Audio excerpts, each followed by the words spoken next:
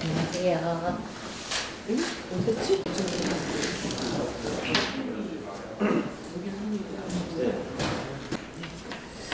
네, 32차 상무위원회 모두 발언을 시작하겠습니다.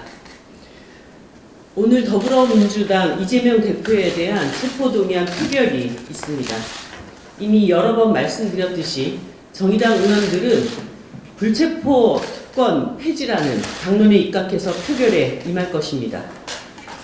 불체포 특권 폐지는 이재명 대표의 불과 1년 전 대국민 약속이기도 했습니다. 만약 오늘 민주당이 정치 탄압이라는 논리로 이 약속을 저버린다면 앞으로 국회의원의 불체포 특권은 영원할 수 있는 명분을 갖게 될 것입니다.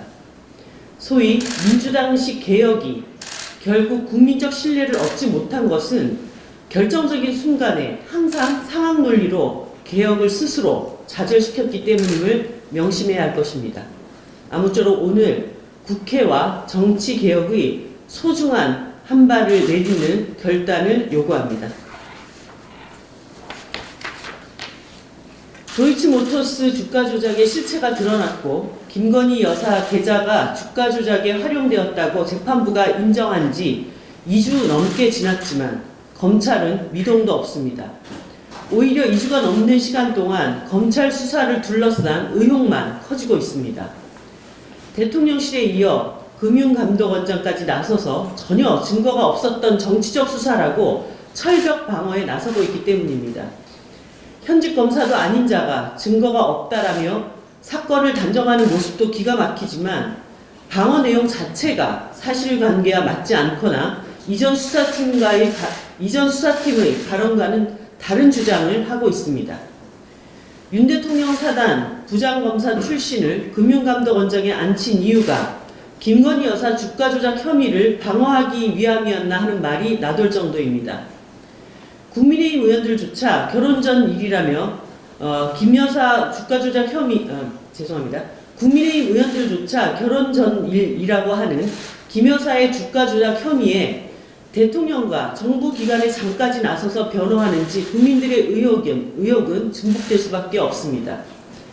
김 여사의 주가 조작 범죄 가담 혐의들이 이번 판결문에 적시되어 있습니다. 주가 조작 세력들의 사무실에서는 김건희라는 엑셀 파일이 발견되었습니다.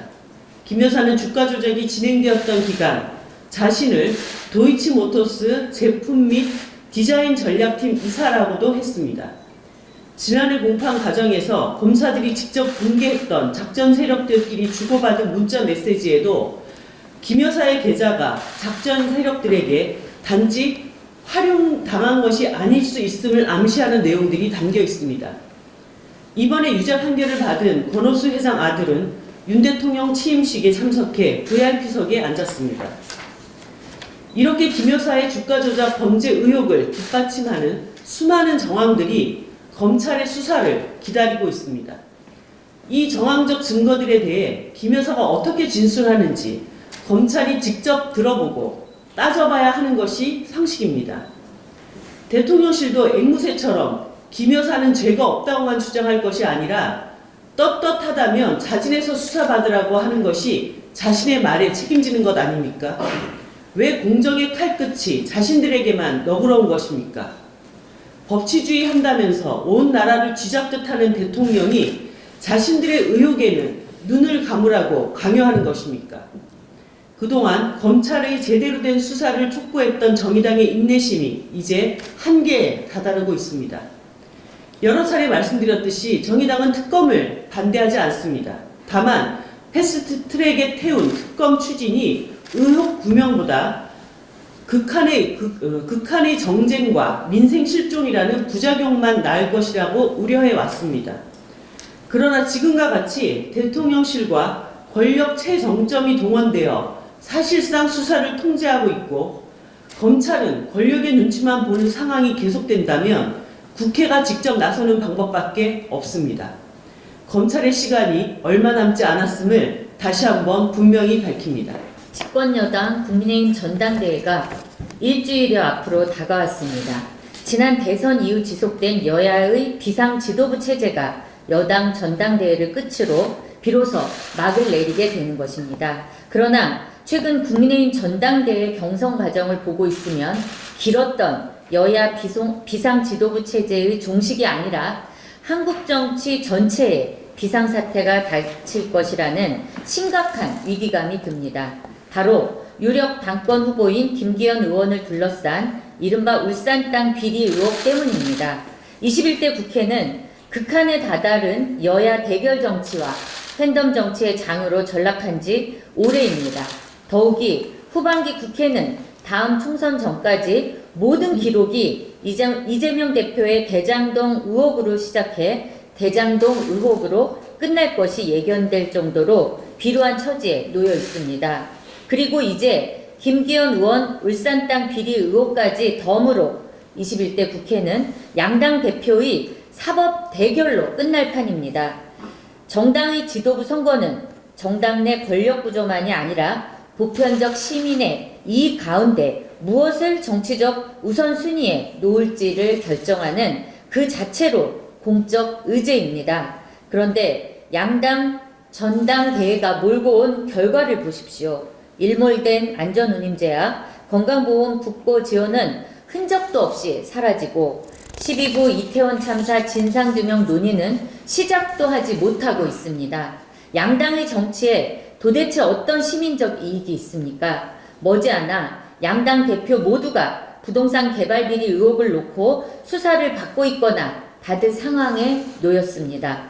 국회를 서초동으로 이전해도 하등 이상할 게 없습니다. 대화와 타협이라는 정치 공간은 무너지고 대통령의 정당과 대통령이 되고자 하는 자의 정당만 남은 민주주의의 비극입니다. 양당에 공개적으로 묻습니다.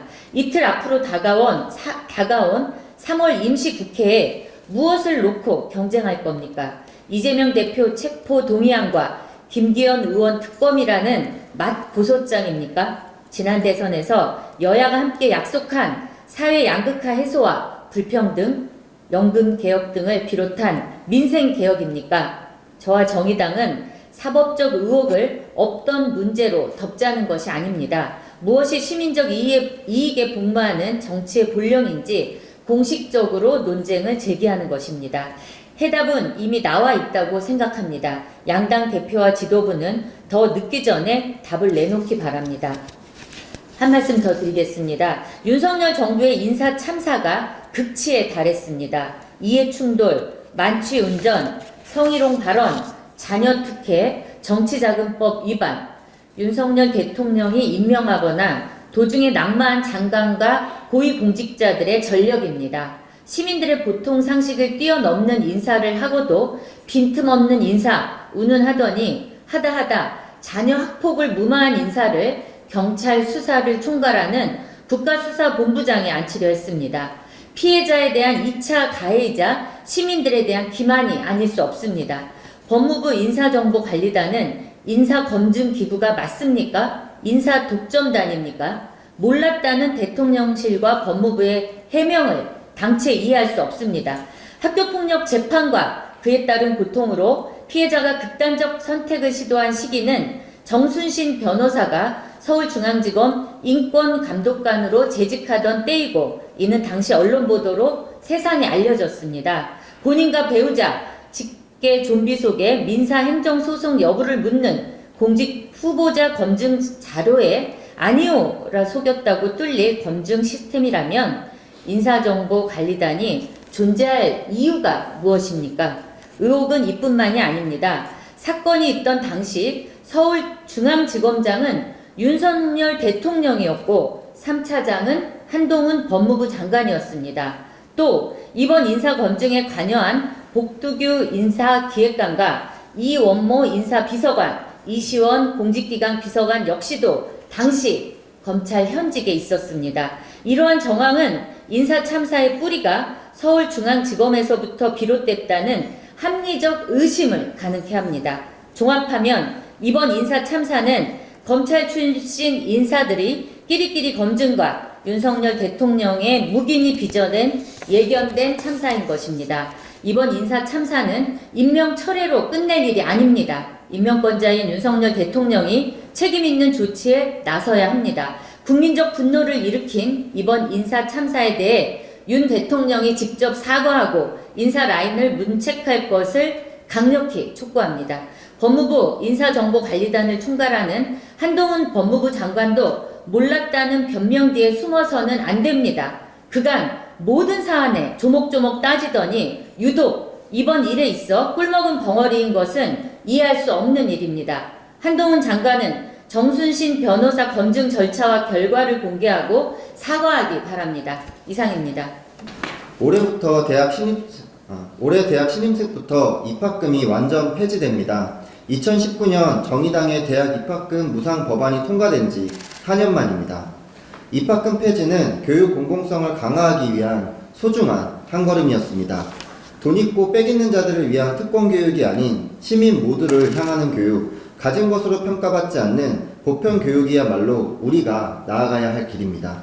청년정의당은 진보정치의 무상교육 원칙, 고 노회찬 의원이 발의했던 고교 무상교육 법안, 올해 완전 폐지된 대학 입학금에 이어 다시금 교육개혁에 나섭니다.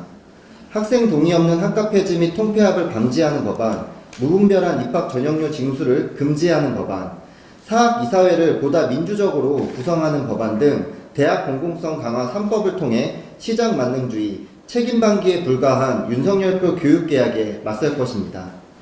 돈이 학벌이 되고 학벌이 계급이 되는 악순환의 고리를 끊어내겠습니다. 가진 자들만을 위한 교육이 아닌 모두가 교육의 평등한 주체로서 함께 살아가는 사회를 향해 청년정의당이 앞장서겠습니다. 네, 감사합니다.